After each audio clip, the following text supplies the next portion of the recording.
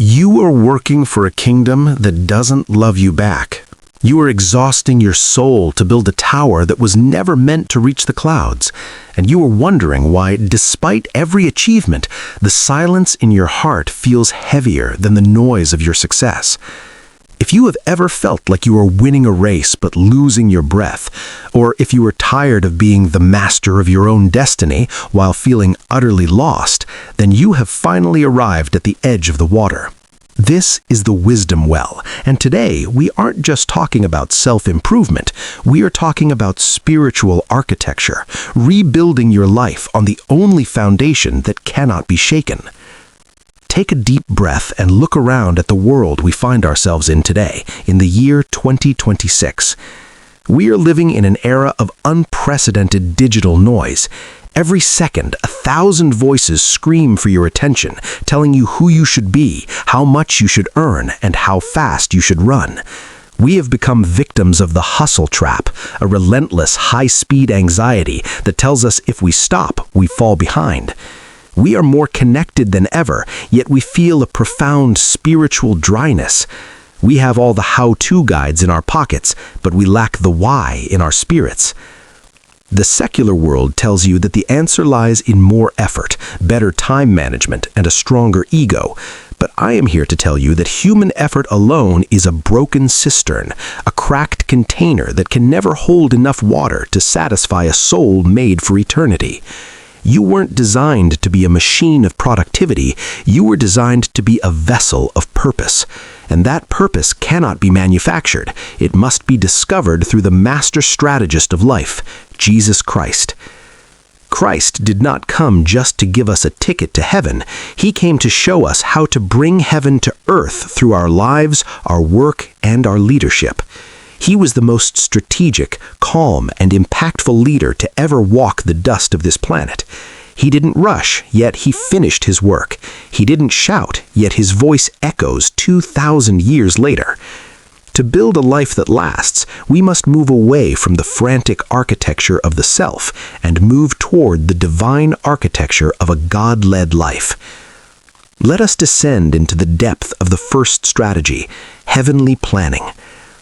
In the modern world, we are taught to wake up and immediately react. We check our notifications, we respond to emails, and we dive headfirst into the demands of others. We are executing plans we haven't even prayed over. But look at the pattern of the Lord. Before the sun had even touched the horizon, before the crowds gathered with their endless needs, Christ was in the lonely places, in communication with the Father. Heavenly planning is the art of strategic alignment before execution. It is the understanding that if you win the battle in the spirit at 5 a.m., you have already won the boardroom at 2 p.m. Most people fail not because they lack talent, but because they are trying to build a structure without checking the blueprints with the architect. When you sit in the stillness with Christ, you aren't just praying, you are receiving divine intelligence. You are aligning your limited perspective with His infinite sight. Imagine a CEO who spends 30 minutes in total silence, asking the Creator, which of these 3 paths serves your purpose?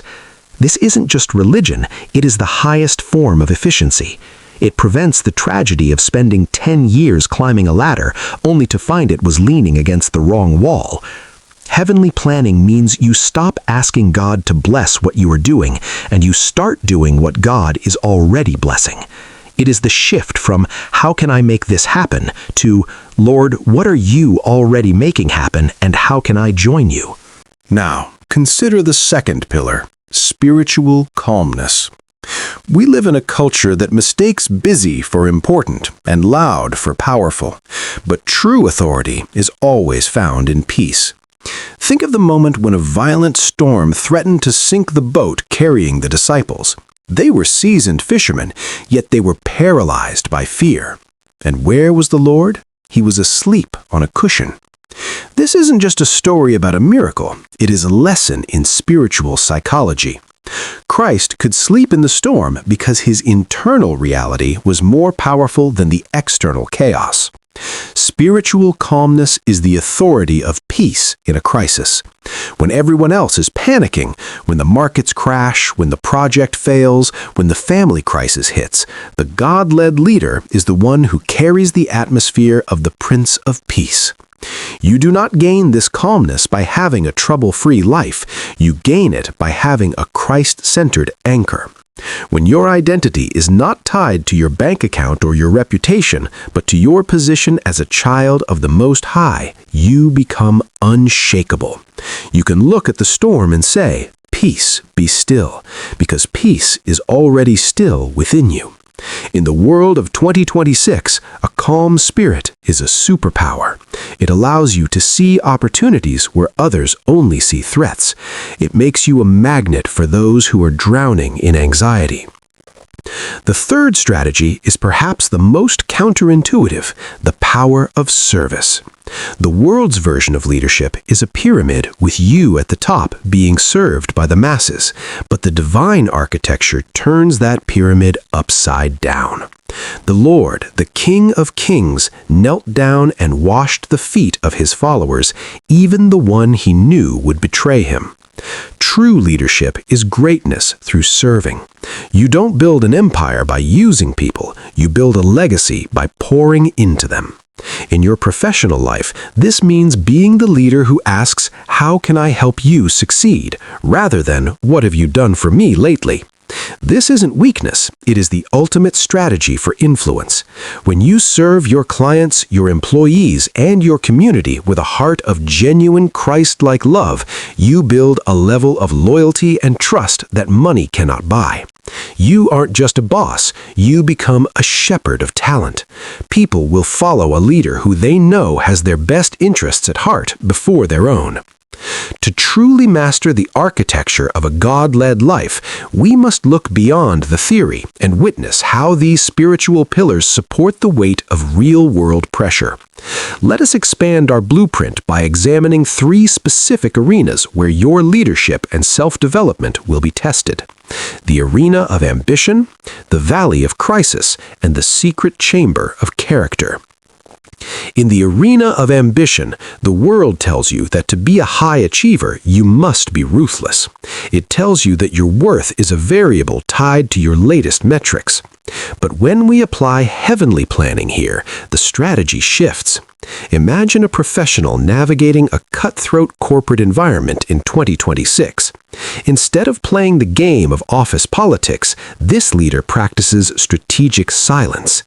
Before every negotiation, they retreat to the well. They don't just ask for a win.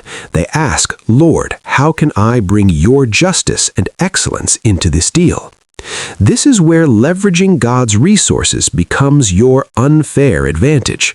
While your competitors are relying solely on their IQ and their coffee intake, you are tapping into divine favor. Favor is that supernatural wind at your back that opens doors no human hand can shut. It is the wisdom to say the right word at the critical moment because you are attuned to the Holy Spirit's frequency. In the arena of ambition, a God-led leader doesn't just climb the ladder, they own the ladder because they know who built it. Now, let us walk through the valley of crisis. This is where spiritual calmness is forged. We see this in the life of Joseph.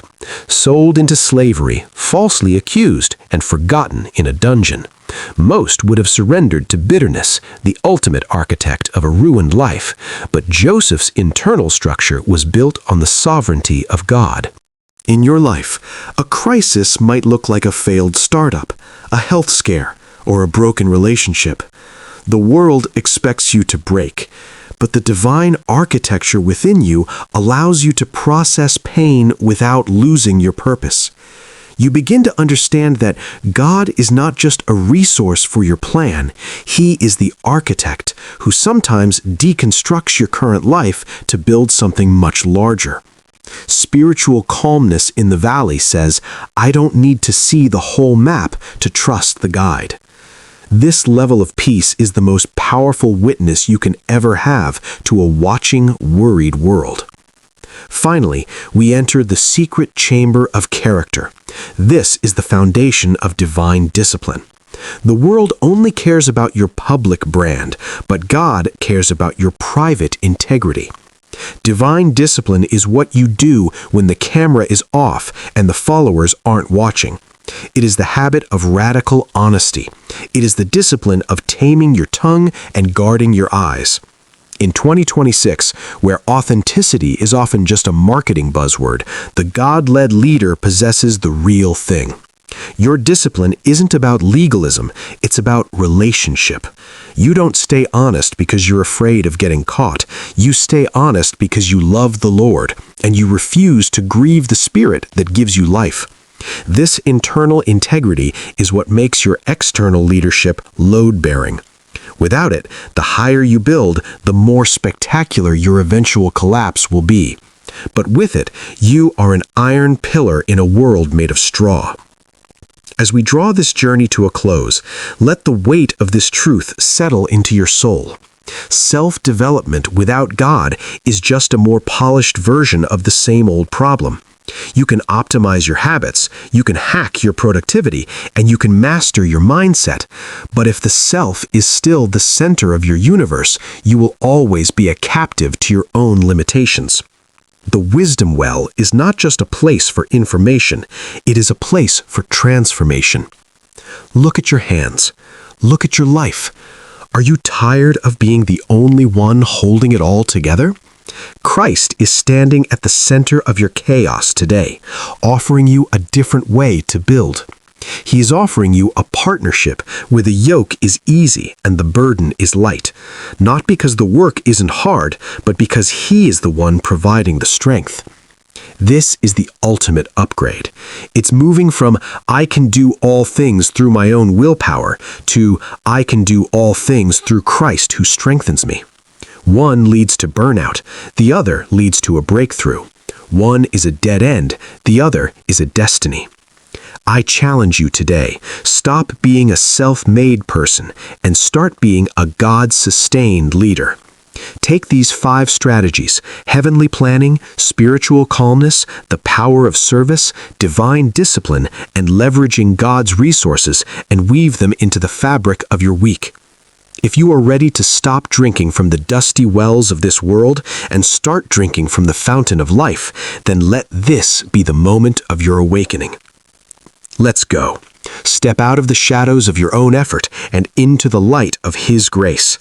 The world is waiting for leaders who don't just have answers, but who carry the very presence of the Creator. Subscribe to this journey. Join us here at the Wisdom Well every week as we uncover the treasures of heaven to solve the problems of earth. Your best life isn't something you create, it's something you enter into when you walk with Him. I am your mentor in this journey, reminding you that you were never meant to walk alone. The architect is ready, the blueprints are open. Let us begin the build. Peace be with you, and may the wisdom of the Most High lead you into your greatest season yet.